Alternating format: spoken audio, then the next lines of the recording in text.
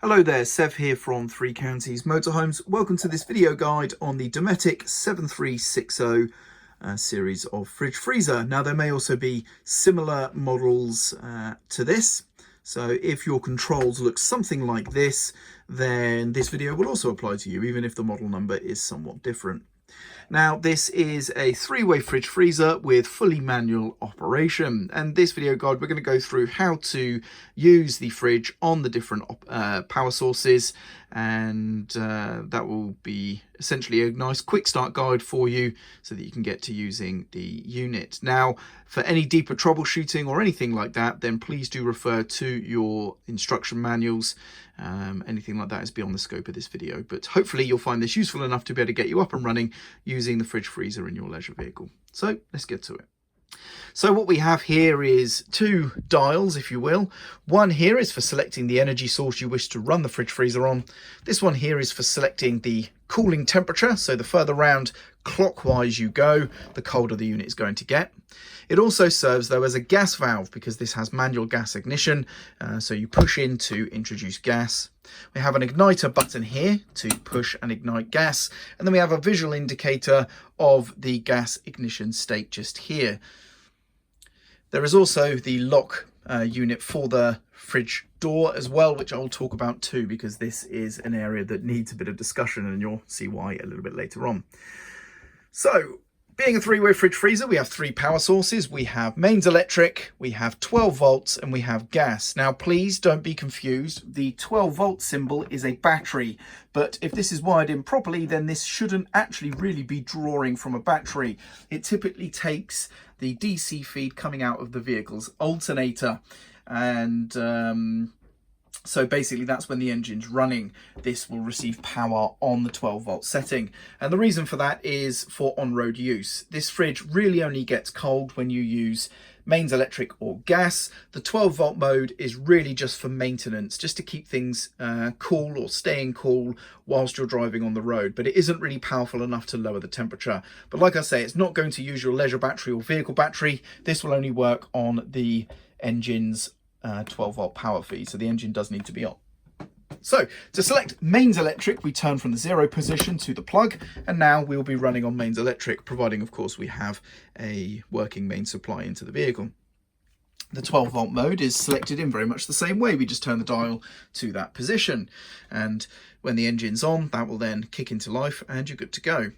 The gas though, of course, we do need to turn to gas and then manually ignite. So once we've turned the dial to the gas position, we're going to press this igniter repeatedly whilst we push in or hold in the gas using this control here. And what we're waiting for is the orange line just here in the white section to move across into the green section. And at that point, we should be able to release the control and we can keep, well, it will be lit on gas and it should keep itself in the green section. It's worth noting that once you see the needle move, you know that the flame has lit at that point. You can actually stop igniting too.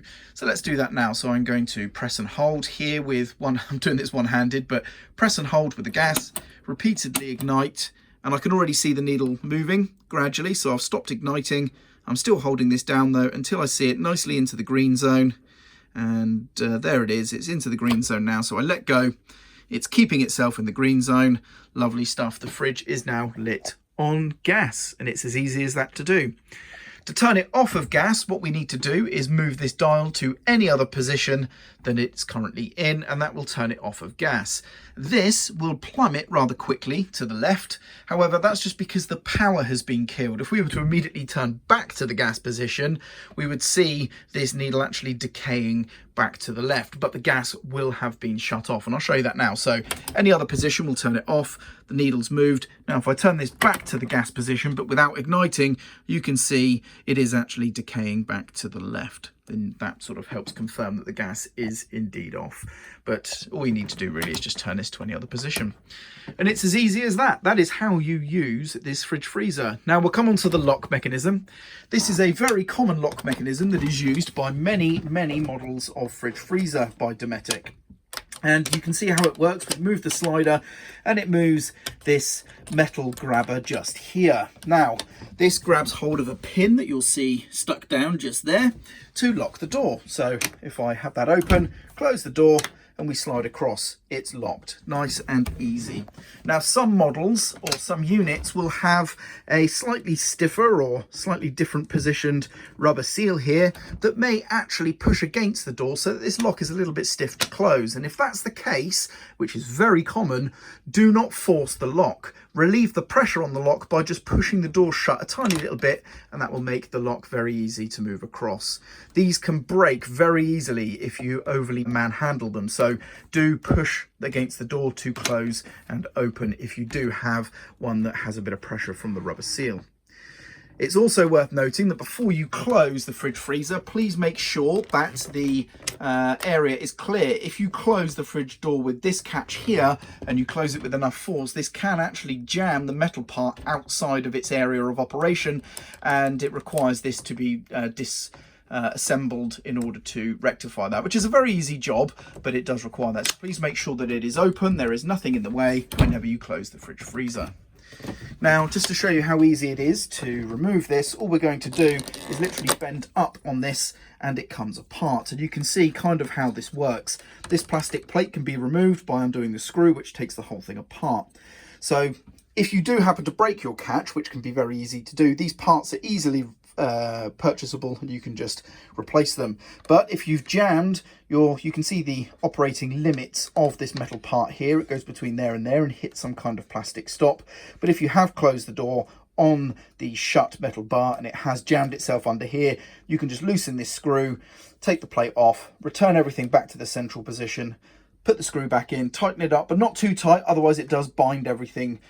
So you do need to keep it a little bit loose so that everything still works. And then you just pop this back on. You can see how this is going to go. It's going to go on in that fashion there. So we just line that up like so, and that should, hopefully, if I get it right, just pop in place, and we're back working again.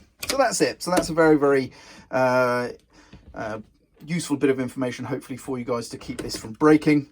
Now, it's also worth noting that you have a vent position on this fridge freezer. If I close the door, you can see the two different positions of the grabbers there. If I close the door but not fully, just keep trying the lock, and in a minute it's going to grab hold of the pin on the outermost setting. There it is there.